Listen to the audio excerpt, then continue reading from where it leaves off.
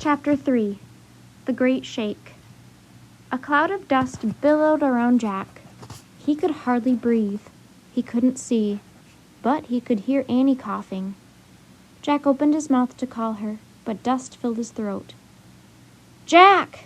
Between coughs, Annie shouted his name. "Jack!" "I'm here," he said hoarsely. "I think I'm in trouble," she said. Jack tried to sit up. He hurt all over. His clothes were ripped and covered with dirt. His cap was gone. "Where are you?" he called. "Here," said Annie. Jack started to stand, but he fell down again. His legs were like rubber. "Where?" he repeated. Jack cleaned his glasses, then looked around, but he still couldn't see Annie through the thick haze of dust. "I fell into the ground," said Annie. Jack crawled in the direction of Annie's voice. "Keep talking," he said. "Here," she coughed. "Here." Jack felt a ledge with his hands. He looked down into a huge crack in the street. Through the dust, he could see Annie right below him. "You found me," she said between coughs. "I'll pull you out," said Jack. He grabbed Annie's hands. He tried to pull her out of the crack, but she was too heavy. "I can't do it," he said.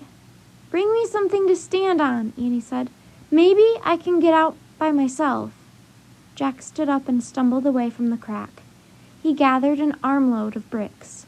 Then he went back to the crack and handed them down to Annie, one by one. Annie carefully stacked the bricks on top of each other. "I need more," she said. Jack ran to get more bricks.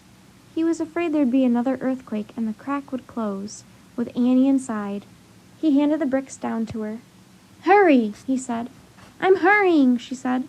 At last, Annie finished stacking the bricks. She stood on the stack. With her bare hands, she slowly pulled herself up. Jack helped her stand. She was covered with dirt. Her stockings were torn. Her knees were skinned. "Are you hurt?" Jack asked. "A little scraped," said Annie. "How about you?" "A little shaky," said Jack. Actually, he was very shaky. "Me too," said Annie. "I think San Francisco just had a really huge earthquake," said Jack. He coughed. His throat was clogged with dust. Annie coughed too. "What's the book say?" she said. Jack pulled his research book out of his leather bag. His hands were trembling. He could hardly turn the pages. "I'll find it," said Annie. She took the book from him and found a picture of a torn-up street. She read aloud. At 5:13 a.m. on April 18, 1906, the people of San Francisco were shaken awake by one of the biggest earthquakes the United States has ever known. Some call it the Great Shake. "No wonder we feel shaky," said Jack. "I wonder if a lot of people got hurt," said Annie. They looked around. Through the dust-filled air, families were stumbling out of their crumbling houses. They all were barefoot and still wore their nightgowns. Some babies and small children were crying, but strangely, the grown-ups were all silent. They just stared at the torn-up street and crumbling houses. "Everyone must be in shock," said Annie. "I know how they feel," said Jack.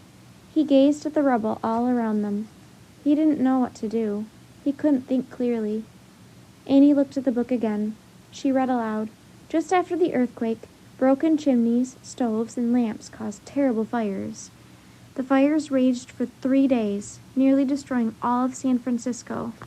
Over 28,000 buildings burned down. "That's terrible," breathed Jack.